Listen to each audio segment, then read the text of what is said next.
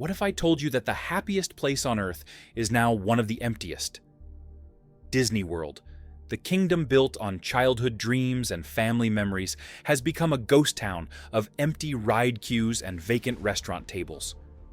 While Disney reports record profits, parking lots sit half full and hotels slash prices desperately trying to fill rooms. Today, we're revealing why families are walking away from Disney's magical experience and what it means for the future of the kingdom Walt built.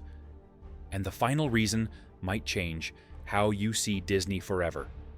Number 10. Ticket prices out of control. Remember when a Disney vacation was something every middle-class family could save for? Those days are dead. In 1990, a single-day ticket cost $33. Today, that same Magic Kingdom ticket peaks at $189 during busy seasons. For a family of 4, you're staring at $756 just to walk through the gates. One day, no park hopper, no special events. But here's where it gets insulting. Disney now uses dynamic pricing, meaning the days your kids are actually out of school cost the most. Spring break, Christmas week, that's when prices hit their absolute peak. The algorithm knows exactly when you need to visit and charges accordingly. A 5-day trip for that same family of 4 now runs $3,000 in tickets alone. That's before you've eaten a single Mickey pretzel, bought one souvenir, or found a place to sleep. Compare that to $2,000, when the same trip cost under $800 for tickets. That's a 275% increase, while median household income rose just 54%. The cruelest part? Disney knows families will go into debt for their children's dreams. They're counting on it. Credit card applications are conveniently located throughout the parks. Parents report maxing out cards, draining savings, even taking second jobs just to afford one trip. But if you think ticket prices are the worst of it, wait until you hear how Disney took something that was completely free and turned it into a money printing machine. Number 9. Genie Plus and pay-to-skip lines. For 20 years, Disney's FastPass system was the great equalizer. Rich or poor, every guest could skip lines for free. You would grab your passes, plan your day, and feel like you had beaten the system. It was democratic. It was fair. It was magical. Then in 2021, Disney killed it. Meet Genie Plus, the $25 per person, per day replacement that turned line skipping into a luxury good. That's $100 daily for a family of 4, on top of those brutal ticket prices. But here's the kicker. Genie Plus does not even include the best rides. Want to skip the line for Rise of the Resistance or Seven Dwarfs Mine Train?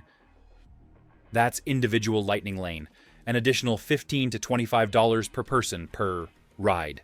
Families report spending $200 extra per day just to avoid 3-hour waits.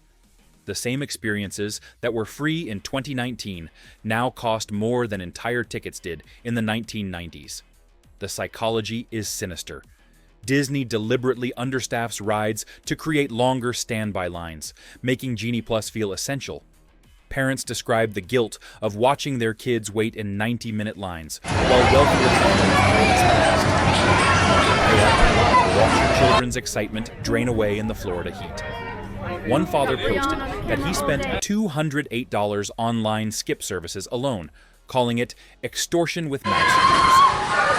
He's not wrong, but if paying to skip lines makes your blood boil, wait until you see what Disney charges for a simple hamburger. Number 8. Food costs gone wild. Picture this. Your 8-year-old is hungry after waiting 2 hours for Space Mountain. You head to Cosmic Rays, a basic quick-service restaurant. A bacon cheeseburger with fries costs almost $20. A fountain drink adds 6 more. Chicken nuggets for your younger kid? $13. Suddenly, feeding your family lunch costs over $70 for cafeteria food. In the 90s, that same meal cost under $20 total.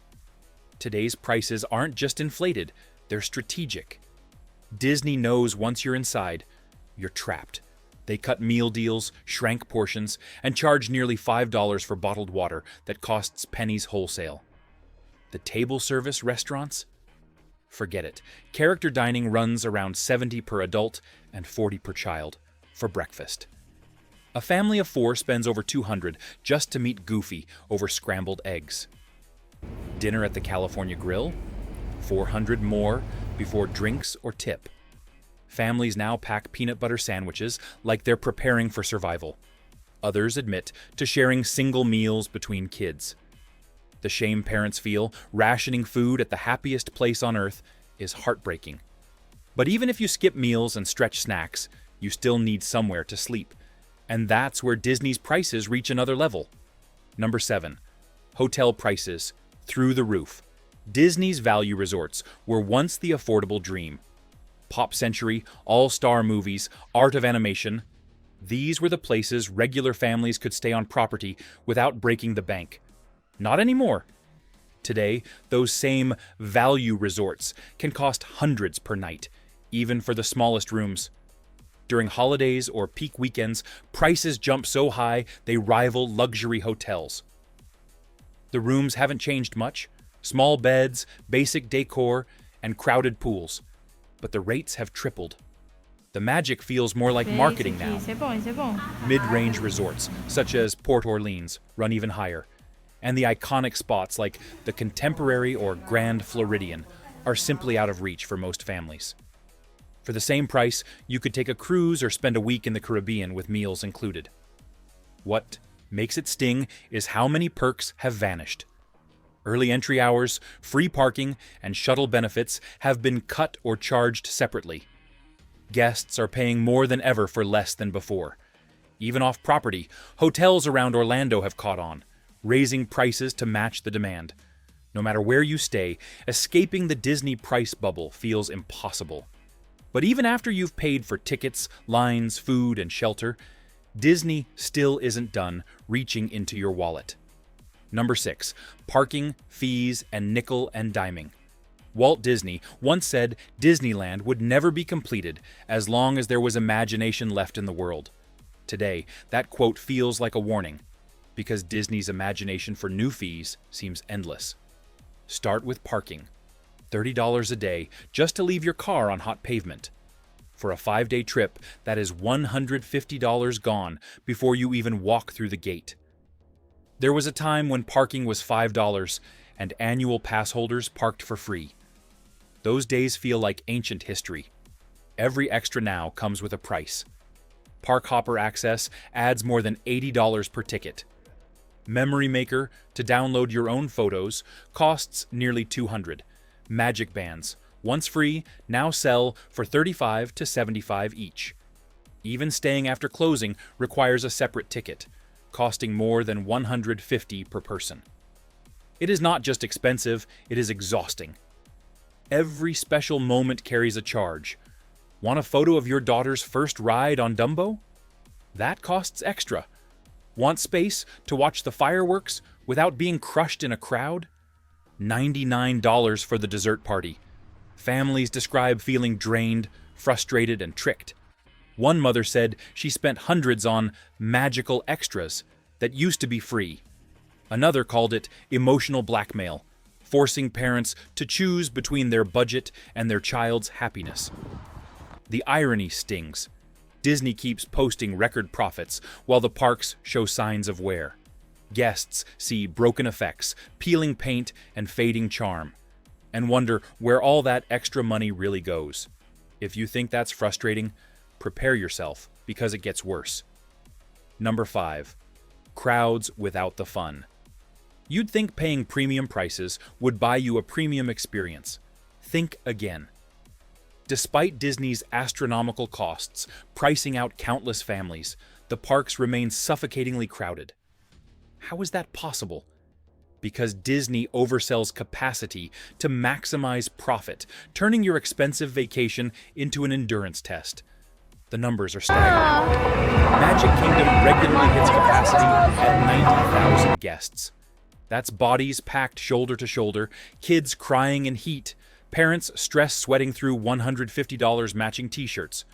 Average wait times for popular rides now exceed 2 hours. Flight of Passage still posts 4 hours, 5 years after opening. But here's what makes it unbearable. You're paying more than ever to move less than ever. Families report spending 8 hours in park to experience just 5 attractions. That breaks down to $100 per ride, per person. One mother called it paying premium prices to stand in premium lines. The crowd calendars that once helped families find lighter days? Useless. Disney manipulates attendance through pricing and annual pass blackouts, ensuring every single day feels overwhelmingly packed. There's no escape, no strategy, no secret anymore, just walls of humanity between you and the magic you paid so much to experience. Cast members privately admit they're instructed to keep attractions running at reduced capacity to sell more lightning lanes. The crowds aren't accidental. They're engineered. You're not just waiting, you're being monetized while you wait. Speaking of engineering, wait until you hear how Disney systematically dismantled Walt's original vision. Number 4. Losing the family first. Feel. Walt Disney famously said Disneyland was created for parents and children to have fun together. Today, that philosophy feels like ancient history. The company bearing his name has transformed his dream into something Walt would barely recognize, a luxury product for the wealthy. The evidence is everywhere. VIP tours now cost $800 per hour, with rich families bypassing every line while regular guests watch. Club 33. Membership, Disney's exclusive restaurant club, requires a $33,000 initiation fee, plus $15,000 annually. Disney After Hours. Events create a 2-tier system where those who can afford $159 extra get empty parks, while day guests get cattle calls. Remember when Disney was the great equalizer? Where a janitor's kid and CEO's child experienced the same magic. That democratic dream is dead. Today's Disney sorts guests by wallet size. First class gets lightning lanes and dessert parties. Economy class gets heat exhaustion and existential dread. The company doesn't even hide it anymore. Bob Chapek literally told investors they're focusing on high-yield guests who spend more per visit. Translation: if you're middle class, you're no longer the target audience. You're just crowding the parks for wealthy travelers. One father posted that, explaining to his daughter why other families kept skipping ahead broke his heart. She asked if we were poor. We make $90,000 a year. At Disney? Yeah, we're poor. But here's the thing, Disney doesn't want you to know. Other destinations have noticed families fleeing, and they're ready with open arms. Number 3. Better alternatives for families. While Disney squeezes families dry, smart parents are discovering a secret. You can have more fun for less money, literally anywhere else. The alternatives aren't just cheaper, they're better. And families who've made the switch say they'll never go back. Start with cruises. Royal Caribbean offers 7-night voyages for family of 4 at $3,200 total. That includes accommodations, all meals, entertainment, kids clubs, and multiple destinations. Compare that to 5 nights at Disney's Pop Century, with tickets and food, easily $6,000. The cruise includes everything. Disney includes nothing. Universal Orlando sits just miles away, offering legitimate competition. Their Express Pass, unlike Lightning Lane, actually works for every ride. Hotels include it free. The parks are manageable. Families report doing everything in 2 days for half Disney's price. But the real revelation? Smaller parks delivering bigger joy. Dollywood in Tennessee costs $89 per ticket, has shorter lines, better food, and genuine Southern hospitality. Silver Dollar City, Cedar Point, Busch Gardens all offer thrills without financial ruin. Even regional parks like Kennywood or Nobles provide that classic amusement park magic Disney abandoned. All-inclusive resorts have caught on too. Club Med, beaches, Great Wolf Lodge now market directly to Disney defectors. Their pitch? Everything included, no surprises, actual relaxation. Parents report returning home rested instead of needing vacation from their vacation. The message is spreading through parent Facebook groups like wildfire. Disney isn't worth it. But if you need more convincing, look at what's happening inside the parks themselves. Number 2, decline in on-site experience. Quality. Here's the dirty secret. Disney hopes you won't notice until after you've paid. The parks are falling apart. While prices soar to record heights, quality plummets to record lows. It's not your imagination. The magic really is peeling, breaking, and disappearing. Start with maintenance. Expedition Everest's Yeti has been broken for 17 years. Disco Yeti, they call it. Because instead of fixing the massive animatronic, Disney installed a strobe light. Pirates of the Caribbean boats take on water. Space Mountain tracks rattle like they're held together with duct tape. The contemporary resort's rooms haven't been fully renovated since 1995. Live entertainment got gutted. The citizens of Hollywood, streetmosphere performers, marching bands, gone. Character meet and greets slashed. Parades reduced. The electrical water pageant, running since 1971, uses the same deteriorating floats. Disney literally charges more while delivering less. Staffing cuts mean restrooms stay filthy, trash overflows, and cast members look exhausted. The famous Disney customer service? Dead. Employees are too overwhelmed managing crowds to create magical moments. They're survival mode, not magic mode. Food quality crashed too. The famous Dole Whip got smaller. Turkey necks shrunk while prices doubled. Restaurants use pre-made, reheated dishes instead of fresh preparation. Even signature snacks taste mass-produced because they are. One former Imagineer said it best: "We're watching Disney eat itself alive." Cutting quality to boost quarterly earnings while hoping nostalgia keeps people coming. But nostalgia only goes so far, because the number one reason families are abandoning Disney isn't about money or maintenance. Number 1, the magic feels manufactured. This is what Disney executives will never understand. Families aren't leaving because of prices alone. They're leaving because Disney killed its own soul. The magic hasn't just gotten expensive, it's gone entirely. What remains is a hollow corporate product, wearing Mickey Mouse's corpse like a costume. Guests describe an emptiness that no amount of money could fix. The spontaneous character interactions, replaced by scheduled meet and greets with rope lines. The cast members who knew your name, replaced by overwhelmed workers watching clocks. The feeling that anything could happen, replaced by rigid schedules and phone apps controlling every second. Everything feels transactional now. Every smile seems forced. Every magical moment feels scripted and calculated for social media. Parents report children asking why everyone at Disney seems sad. Even kids can feel it. The joy is performance. The wonder is manufactured. The final insult? Disney's new reservation system requires planning your magic months in advance. Book your enchantment at 7 a.m. 60 days out. Schedule your spontaneity. Reserve your wonder. The very antithesis of what made Disney special.